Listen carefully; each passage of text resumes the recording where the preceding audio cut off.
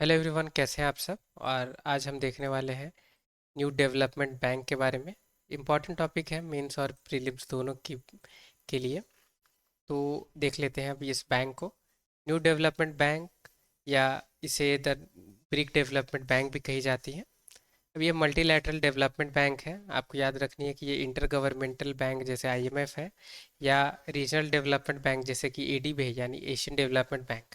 तो उस जैसी ये नहीं है, ये मल्टीलैटरल डेवलपमेंट बैंक है। इस्टेब्लिश की गई थी ब्रिक जो नेशंस है उनके द्वारा। तो कौन कौन मेंबर हैं ब्रिक के, उस टाइम कौन से मेंबर थे, क्योंकि अभी तो कुछ और 2024 में मेंबर्स ऐड हुए, राइट। तो कौन कौन सी कंट्री के द्वारा ये इस्टेब्लिश की गई थी वो हमें जानना है। तो Brazil, Russia, India, China, south Africa. तो इन कंट्रीज़ के द्वारा ये क्रिएट की गई है।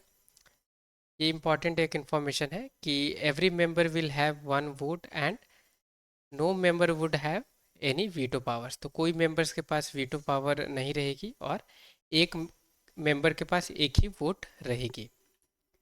अब कितने कैपिटल में इसे इस्टेब्लिश किया गया, तो अथराइज कैपिटल जो थी इस बैंक के लिए 100 बिलियन डॉलर्स। और इनकी जो शेयर थी इस बैंक की वो 100 मिलियन में डिवाइड की गई थी। हाँ, 1 मिलियन शेयर्स में डिवाइड की गई थी। The idea for setting up the bank was proposed by India at fourth BRICS summit in 2012 held in Delhi। तो बहुत इंपॉर्टेंट पॉइंट है ये कि ये जो ब्रिक डेवलपमेंट बैंक है या न्यू डेवलपमेंट बैंक, इसकी आइडिया किसने प्रपोज करी थी, तो इंडिया ने करी थी और फोर्थ ब्रिक समिट में करी थी जो 2012 में दिल्ली में हुई थी। फिफ्थ ब्रिक समिट जो डरबन साउथ अफ्रीका में हुई 2013 में, वहाँ ये आइडिया पे सारी कंट्रीज़ ने अग्री किया।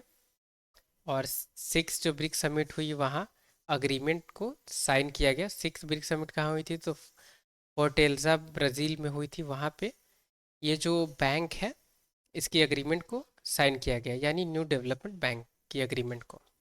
अब सेवेंथ ब्रिक्स समिट में ये फोर्स में आ गई ये बैंक, ठीक है। तो आपको याद रखनी है सेवेंथ ब्रिक्स समिट में ये फोर्स में आ गई थी। और ये कब हुई थी, 2015। अभी पहले प्रेसिडेंट कौन थे, तो केवी कामत। ये आपको याद रखनी है। अब बैंक क्या करती है कि जो भी डेवलपमेंट प्लान्स है जो नेशनली हो रही है इस्टेब्लिश, या जो प्रोजेक्ट हो रही है, तो उसे ये पूरा करने में कंट्रीब्यूट करेगी, फाइनेंशियली उसे हेल्प करेगी, राइट। तो कैसी प्रोजेक्ट होनी चाहिए, तो सोशली, इन्वायरमेंटली और इकोनॉमिकली सस्टेनेबल जो प्रोजेक्ट रहेगी उसे हेल्प करेगी।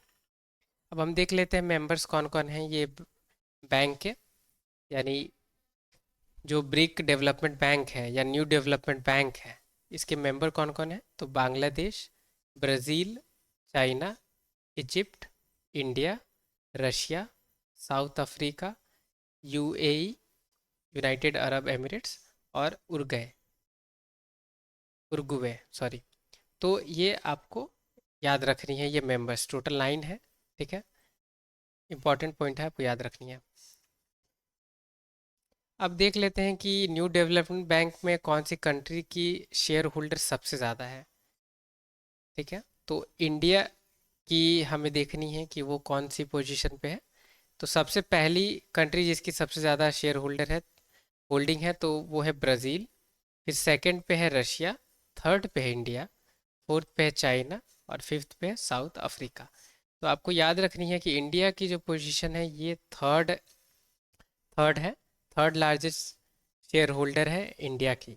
और आपको पता होगी कि जो एशियन डेवलपमेंट बैंक है उसमें इंडिया की फोर्थ पोजीशन है वोटिंग राइट्स। और जो कैपिटल सब्सक्रिप्शन जो है वो इंडिया ने फोर्थ पोजीशन गेन किया है इसके वजह से। तो फोर्थ पोजीशन है एडीबी में और थर्ड पोजीशन है न्यू डेवलपमेंट बैंक में, ये याद रखनी है आपको।